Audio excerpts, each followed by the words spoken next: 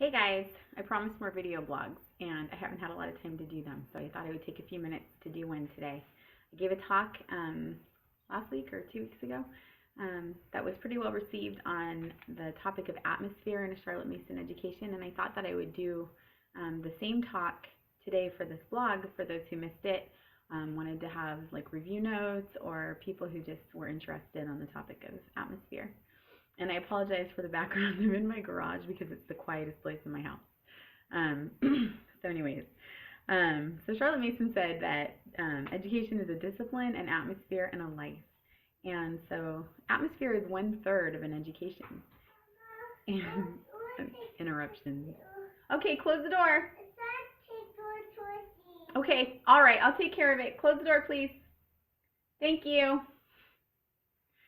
So, um, so since it's 1/3 of an education, we want to make it count, And I was thinking about how all these Charlotte Mason blogs have these titles that are like Joyous Lessons or A Peaceful Day. Mine is called Traces of Heaven.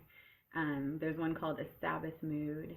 And those evoke this kind of peaceful atmosphere, which is exactly what we're going for when we're creating atmosphere in the home. It's something that we want to create so that the children are free to focus and pay attention and do everything they need to do. So keep in mind that I believe routine is 1/2 of the atmosphere. The children need something to do that keeps them focused and helps them to know what comes next and that kind of thing. And like I said in my crisis video, having a good routine will help you in times of crisis because you will kind of just go through the motions and you won't miss out on the things you need to do. So obviously we're going to keep in mind all the Charlotte Mason things that she does to help people in their routine as far as academically. So she does things like have short lessons and vary the types of lessons and things like that. So in your own homeschools, you're going to be doing that a lot. But also, I want you to consider that routine requires balance. And for me, balance means 1/3 work, 1/3 play, and 1/3 sleep, because we have to have balance in our lives. We have to feel good about our day and how we're doing things. So it's just something we need to do. And there's a lot of talk right now, and especially classical education circles, about teaching from a state of rest and what that means. And, for some people that means having lesson plans and ideas and taking the time to really meditate on what you're going to do and what you're going to teach your students. But for me, another interruption. Philomena, you're going to be cold. Go back inside right now and get in your bed. Get in your bed right now. It's too cold. I'll be right there. I'll be there. Close the door right now. Yes, ma'am. Get in the house, little mama. Okay, I'm going to be right back.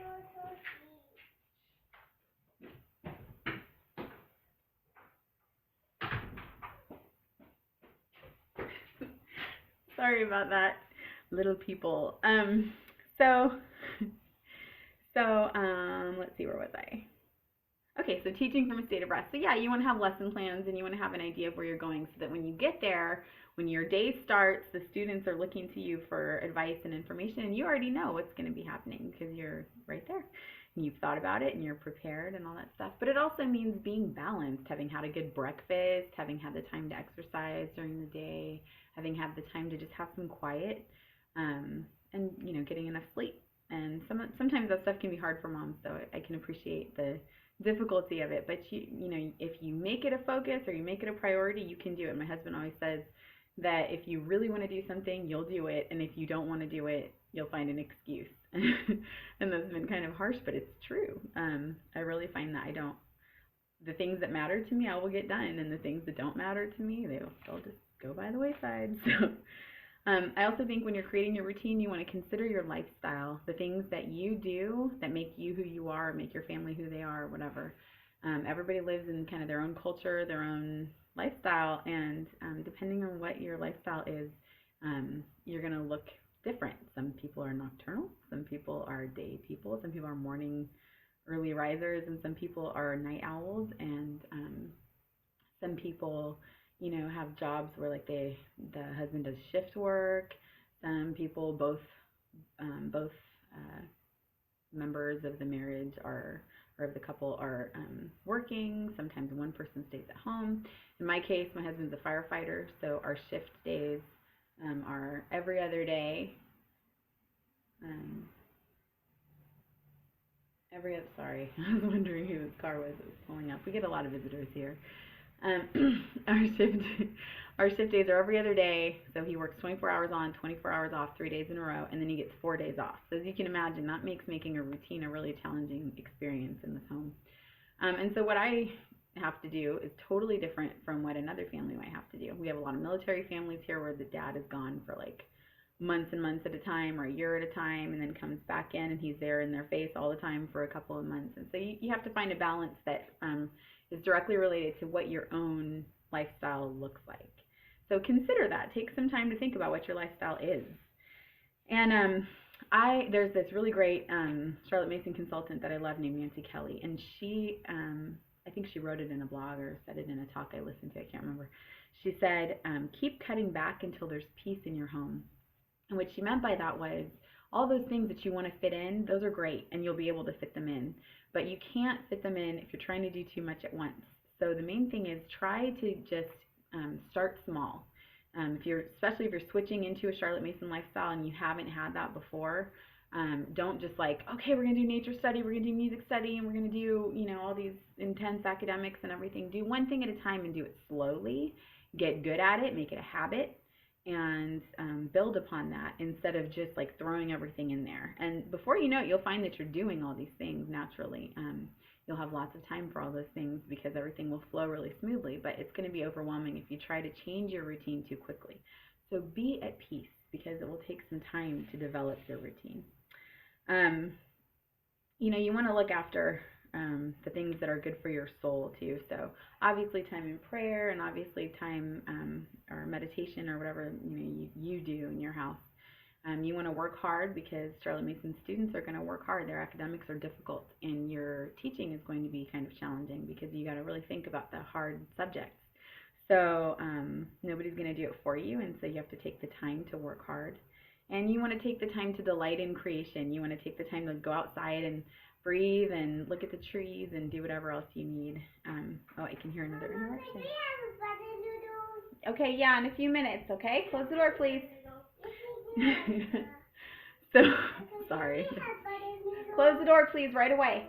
I'll take care of it in a minute. You need to go back inside so I can finish, okay? Annika, please get her. Take her out. Take her out. Oh, no. Toddlers. Difficult moments. Okay, so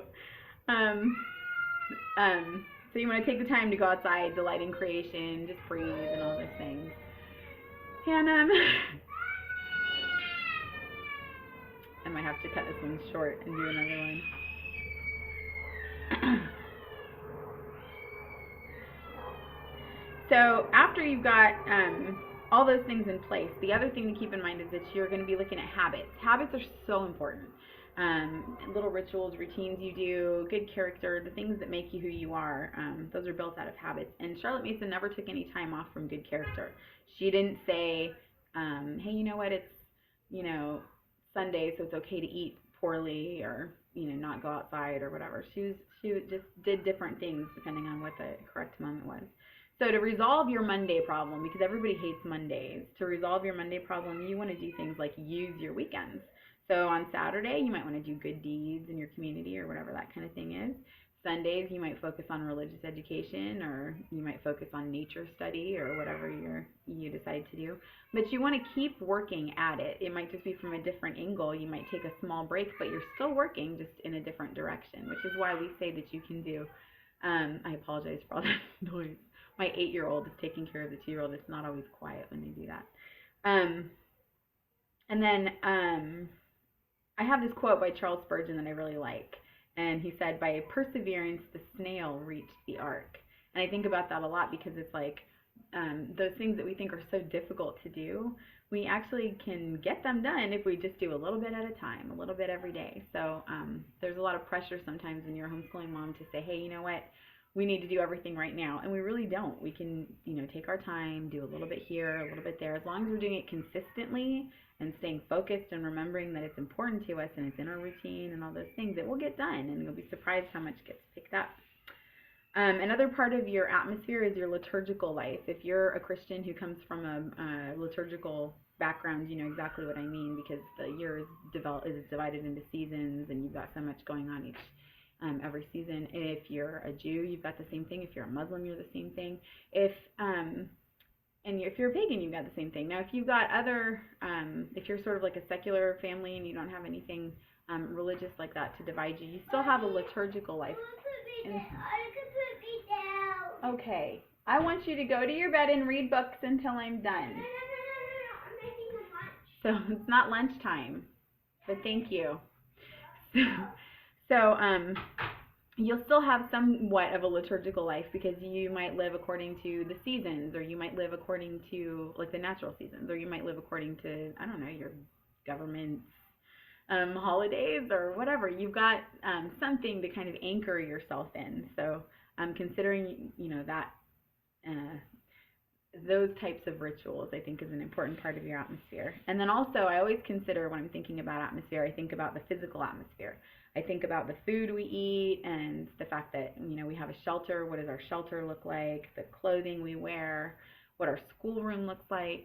And so we have, different ideas about that. Food might look totally different in houses, so I'm not going to lecture you on what food should look like in your house, but what you eat, how you eat, what times you eat, all those kinds of things, come into play. And when it comes to shelter, the only thing I'll say about that is that, like I said, my husband's a firefighter. When he walks into a home, he can tell you if it feels chaotic, the atmosphere is chaotic, then he's usually going to come in there and find a pretty bad scene, and he always finds that that's true. Whereas when he walks into a home and it feels peaceful, he walks in and he feels peaceful. He sees that people are dealing with the emergency in a peaceful way, and it makes a difference. And so I would encourage you to consider that chaos breeds mental chaos, and it's also a reflection of what's going on inside you. So to sort of remember that, having an uncluttered home is usually a really good idea. Let's see, what else? Clothing should go without saying. And then the schoolrooms, the only thing I'll say about that is, if you consider that in the Charlotte Mason education, literally all we do is just sort of enjoy creation, interact with really good books, and talk about them and read. So that's another way that your schoolroom might look different. You might not need a schoolroom, because you'll find that you just work in your home naturally. That's kind of how we do. Or you might find that you want a schoolroom, but you want to turn it into a scriptorium. The ancient monks would illuminate manuscripts and have these, rooms dedicated to that. And it might be something like that strikes your fancy or whatever. But that's part of the atmosphere, is what your schoolroom looks like. And just to wrap it up really quickly, you're also going to consider your lifestyle in the sense of the kinds of things that you're into. Obviously, the outdoor life was really important to Charlotte Mason, and so I would encourage you to consider things like scouting, or things like learning bushcraft techniques and things like that, so that you can get out there and make outdoor life a part of your life. Even if you're not an outdoorsy person, I guarantee you will not regret it if you learn to get along with nature. And also, evening work baskets, or some kind of handicraft. You can get your kids knitting or carving, anything to help them sort of develop this sense that they're touching, feeling, doing things. But because it's a Charlotte Mason education, we want to give them useful things, not things that are just sort of busy work. So we're not going to give them random crafty glue and glittery type things, which I'm really grateful for. Instead, teach them to do useful things. My kids are learning to cook, they're learning to garden, they're learning, they learn to knit and sew. My son's into throwing knives. Whatever it is, you see that it's something useful to them. Even just building Legos can be a handicraft in my mind for the younger set, because it will teach them so much for later. Later they'll build houses, because they were really great at building Legos or log cabins. So that's atmosphere. I'm sorry this was kind of long, but I hope that it was helpful to you, and I'm sorry for all the interruptions. I will be doing more video blogs soon, and I hope you guys have a great day. Bye.